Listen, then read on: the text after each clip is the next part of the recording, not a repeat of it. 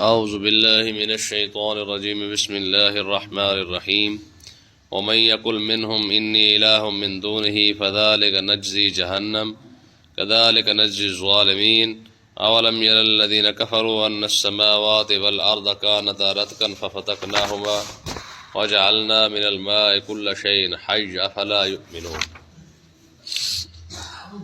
کل فرشتوں کے بارے میں اللہ تبارک و تعالیٰ نے یہ ارشاد فرمایا تھا، فرمایا کہ فرشتے جو ہیں وہ اللہ کے خوف سے روتے رہتے ہیں، اور اگر کسی شخص کا یہ عقیدہ ہے جس طرح کہ عرب کے کچھ کافروں کا تھا کہ وہ کہتے تھے کہ فرشتے جو ہے یہ اللہ کی بیٹیاں ہیں یا اللہ کے قریب ہے،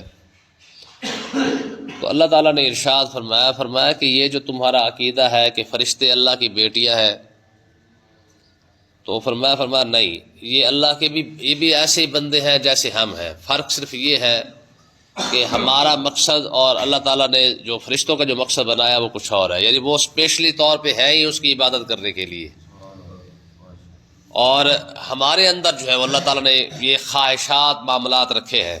لیکن وَمَن يَقُلْ مِنْهُمْ إِنِّي إِلَٰهٌ مِّن دُونِهِ، فرمایا کہ اگر ان فرشتوں میں سے بھی اگر کوئی یہ کہہ دے کہ انی الہ من دونہ، کہ میں اللہ کے سوا میں بھی خدا ہوں، فذلک نجزی جہنم، فرمایا ہم اسے بھی جہنم میں ڈال دیں گے۔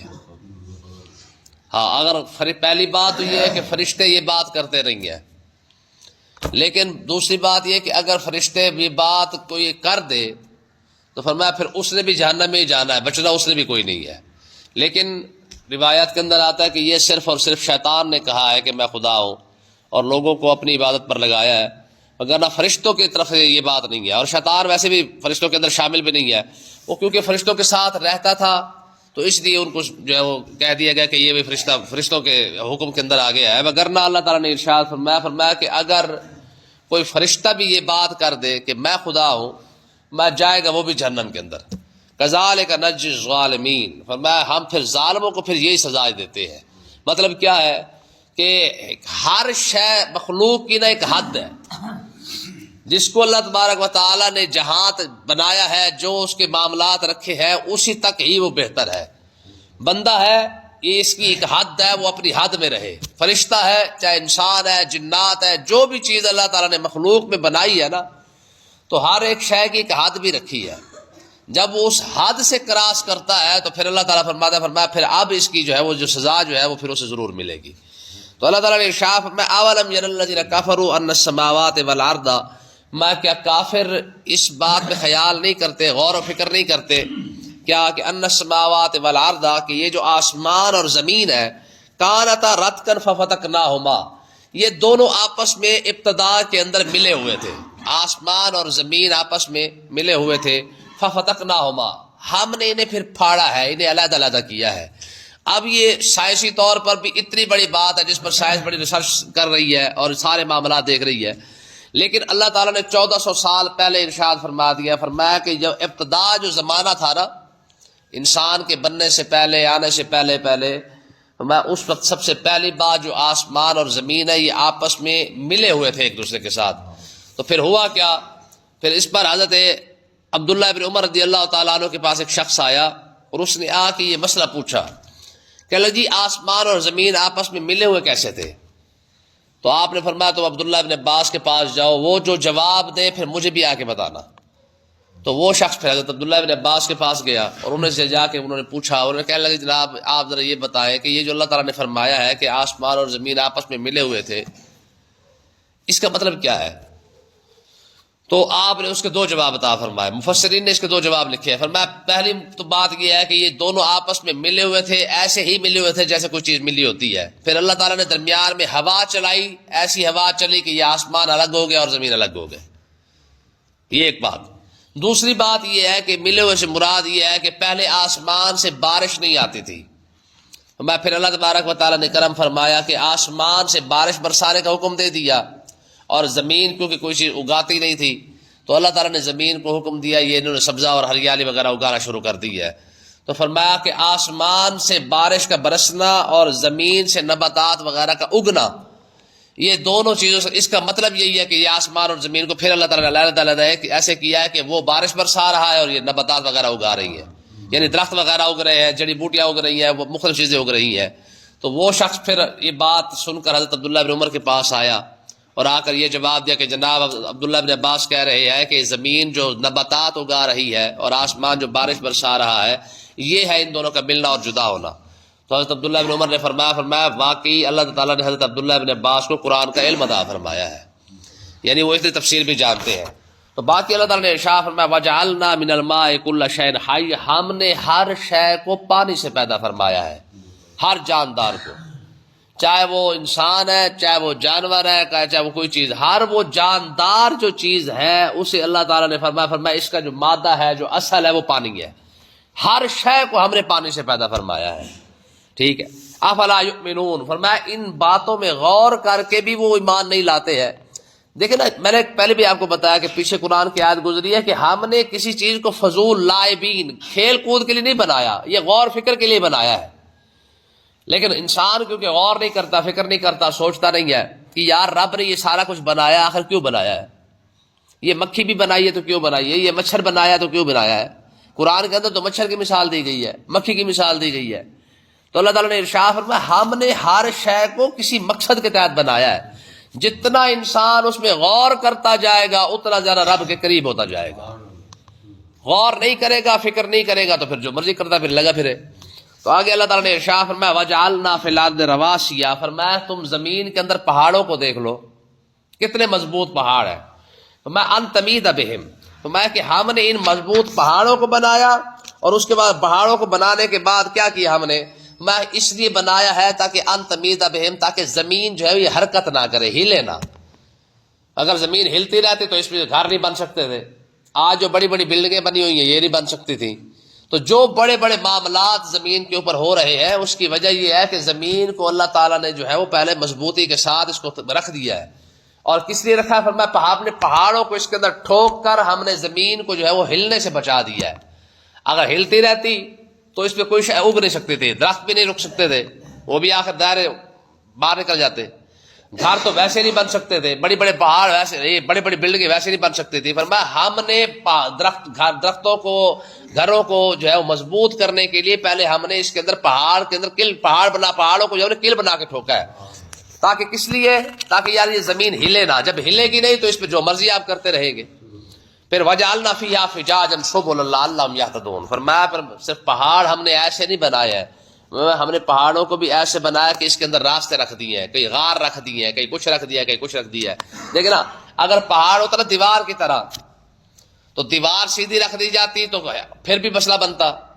لیکن اگر پہاڑوں میں غور کر کے دیکھیں نا تو اس کے اندر راستے بھی موجود ہیں, اس کے اندر غاریں بھی موجود ہیں, مختلف معاملات اس کے اندر موجود ہیں.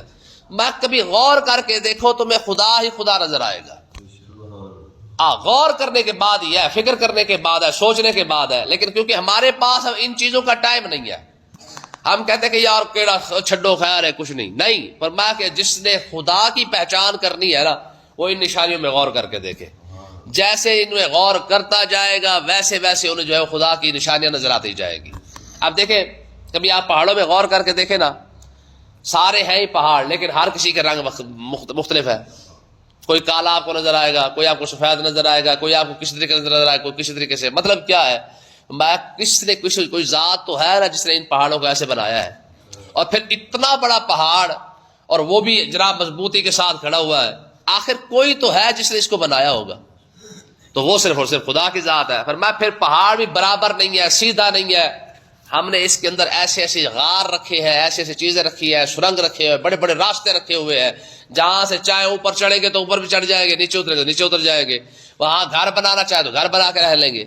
قوم عاد تھی جو سب سے بڑی قوم, جو بت کے لیے اپنا جسم کے لحاظ سے گزری ہے, وہ پہاڑوں کے اندر ہی اپنا گھر بناتے تھے. اور وہ بھی آپ مجھے بتائیں, جو بندہ 80 فٹ 80 تو بلکہ با کہا گیا ہے عربی کے اندر, وگرنہ ان کا جو 80 با کو اگر 6 سے ضرب دے تو ان کا جو قد بنتا ہے وہ 400-450 فٹ تقریباً ان کا قد بنتا ہے. یعنی 450 فٹ کا جو بندہ ہوگا وہ رہے گا کہاں پہ.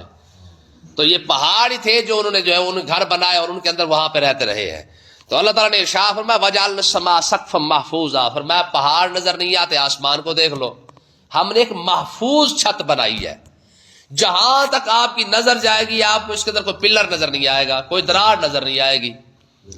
اتنی خوبصورتی کے ساتھ اتنی بڑی چھت کھڑی ہوئی ہے، سقف محفوظہ، ہم نے اس کو محفوظ چھت بنایا ہے.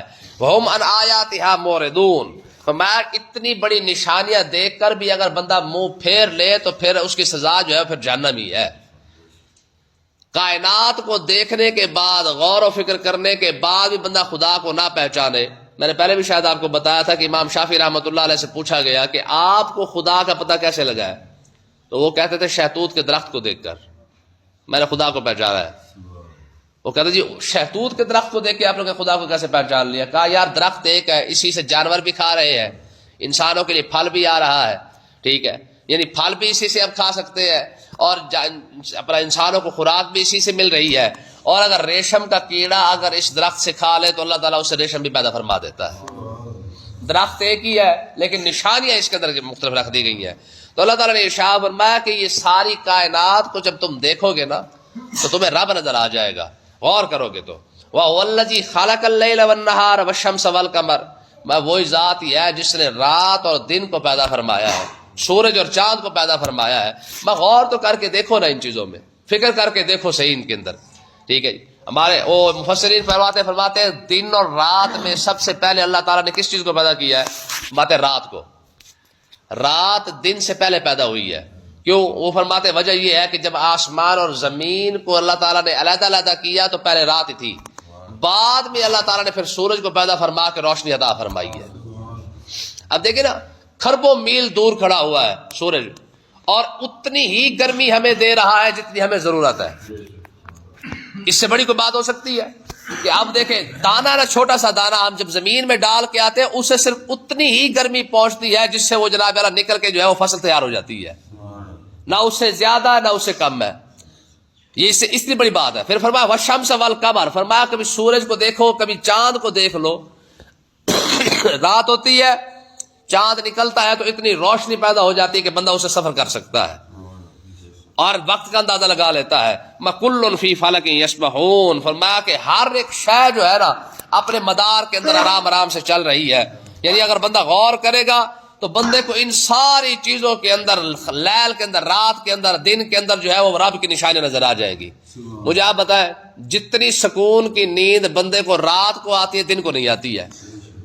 دن کو بندہ سو بھی لینا لیکن وہ لطف، وہ مزہ، وہ جسم کو جو سکون جو رات کو ملتا ہے وہ دن کو نہیں مل سکتا. وجہ کیا ہے؟ کیونکہ اللہ تعالیٰ نے رات کو بنایا ہی آرام کرنے کے لیے ہے. جیسے ہی بندہ سوتا ہے یقین کرے صبح جب بندہ اٹھتا ہے تو ہزاروں بیماریوں سے، ہزاروں پریشانیوں سے بندہ جو فریش ہو چکا ہوتا ہے. صبح جیسے اٹھتا ہے، صبح اٹھتے ہی حضور علیہ السلام نے کیوں فرمایا میں رات ہو جائے جیسے رات ہو فوراً سو جاؤ اور جتنی جلدی ہو سکے سو جاؤ. آقا علیہ السلام کا روٹین ہی یہی تھا. حضور جب جیسے رات ہوتی عشاء کی نماز پڑھاتے، نماز پڑھانے کے بعد آقا علیہ السلام جو بغیر بات کیے حضور علیہ السلام آرام فرما لیتے. اور آقا علیہ السلام نے منع فرمایا رات کو گپ شپ لگانے سے.